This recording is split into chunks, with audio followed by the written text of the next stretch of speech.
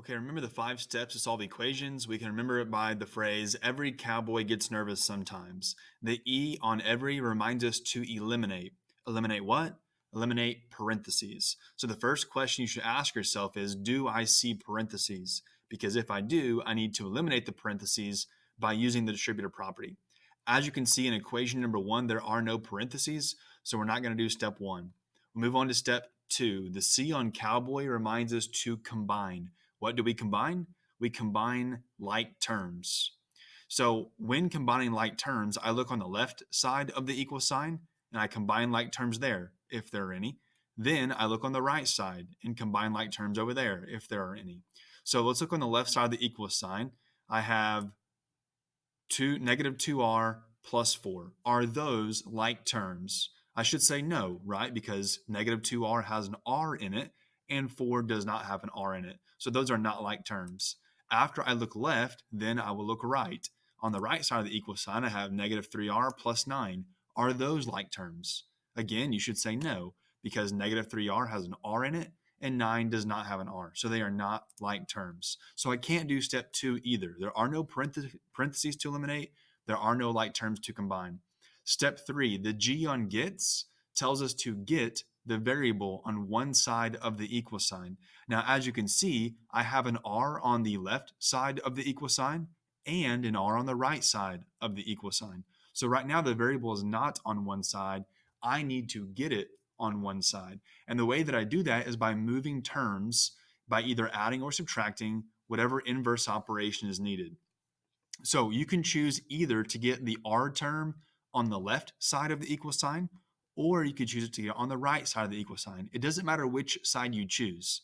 As long as you move the terms correctly, you should get the same answer in the end. So in this problem, I'm going to choose to get my r term on the left side of the equal sign. So I have to move this negative 3r to the left side. The question is, how am I going to do that? Well, I want negative 3r to cancel on this side. I want it to be 0 on this side. And so what I could do is look at the sign of negative 3r.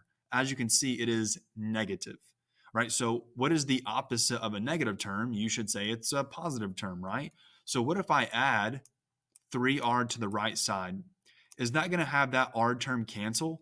What would negative 3r plus 3r be? That would be 0, right? Like negative 3 plus 3 is 0. So if I add 3r not only to the right side, but also to the left side, that will move the 3r term to the left side, okay? So the golden rule for equations, whatever I do to one side, I must also do the same thing to the other. And so as you can see, I'm adding 3r to both sides of the equation. I'm adding 3r to the right side of the equal sign, and I'm adding 3r to the left side of the equal sign. Notice how I stacked my r terms. My r terms are on top of one another, here and here, okay? Now, like we do, draw a horizontal equal sign across the problem. And we said these r terms will cancel. So I would draw a diagonal line through them to say they are gone. They're no longer there. Negative 3r plus 3r, that cancels. Now back over here to the left side, I have negative 2r plus 3r. That's going to be 1r, right? Because I need to like add these coefficients, negative 2 plus 3, different signs, subtract, keep the big guy. So I'm just going to write r because that's understood to be 1r. There's an invisible 1 in front of the r. Okay, I drop this term down, the plus 4, I bring it straight down. So I have a r plus 4 on the left side. I bring this equal sign straight down as well. And what is the only term I'm left with on the right side? That would be that 9. So I bring that 9 down as well. Okay, so I have r plus 4 equals 9. So I have successfully done step 3. I now have the variable on one side of the equal sign, namely the left side.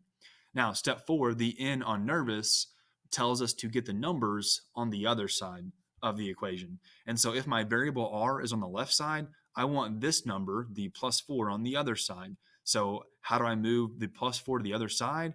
Well, I do the inverse of addition, right? I need to subtract 4 from the left and from the right. Draw the horizontal equal sign across the problem. These 4's cancel, right? 4 minus 4 is 0. So I'm left with r. I bring that down, bring the equal sign down. R equals 9 minus 4, which is 5. So r equals 5. I can always check my answer by plugging this value for r into the original equation. I can plug it in there, and I can plug it in here, right? Wherever there's an r, I can plug it in. So on the left side, I would have negative 2r, or negative 2 times r. R is 5, so negative 2 times 5 is negative 10, and negative 10 plus 4 is negative 6. So let's see if I get negative 6 on the right side as well. Negative 3 times r, so negative 3 times 5 is negative 15, and negative 15 plus 9 is negative 6. So yes, this is correct. I have negative 6 on the left side and negative 6 on the right side, and negative 6, of course, equals negative 6. So yes, r does equal 5. Circle final answer. Okay, number 2. 2y plus 1 equals 3y minus 5. Step 1, do you see parentheses? No, you don't. So you don't do step 1. You do not need to eliminate the parentheses by the distributed property because there are no parentheses. Step 2, combine like terms. I look left. I have a 2y and a 1. Are those like terms? No, right? 2y has a y in it and 1 has no y in it. So those are not like terms. After I look left, then I look right. Are these like terms? 3y and negative 5? No, they are not. Step 3, get the variable on one side. So as you can see, there's a y term on the left side and a y term on the right side. I need to get them on one side. Okay, so I could do that by moving this 3y over here to the left side, or I can move 2y to the right side. Either way works. As long as you move the terms correctly, you'll get the same answer. So in this case, let's move the 2y to the right side so that my y term will be positive. So how am I going to get 2y to cancel on this side and go to the other side? Well, what if I add 2y? Is 2y plus 2y 0?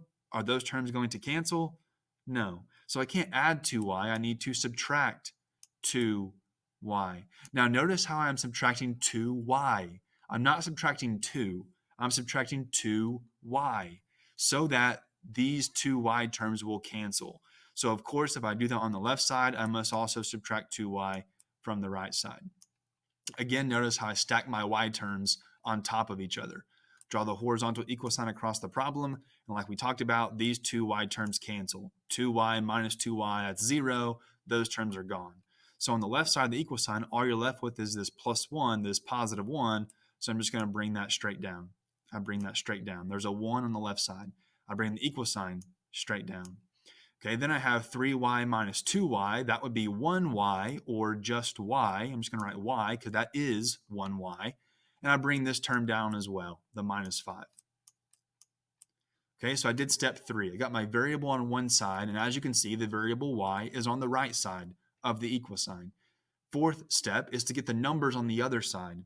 So if my variable is on the right side, I want this number right here, this minus 5, that is on the same side as the variable. I want this minus 5 on the other side, so on the left side in this case. So how am I going to move the minus 5 to the other side? I have to undo the subtraction by what operation? By addition, right? So I add 5 to the right side and, of course, to the left side as well. Draw the horizontal sign across the problem, horizontal equal sign. These 5's cancel, right? Negative 5 plus 5, that's 0. And so on the right side, all you're left with is y. And on the left side, 1 plus 5 is 6. So y is equal to 6. I could write 6 equals y or y equals 6. Those are saying the same exact thing. Circle final answer.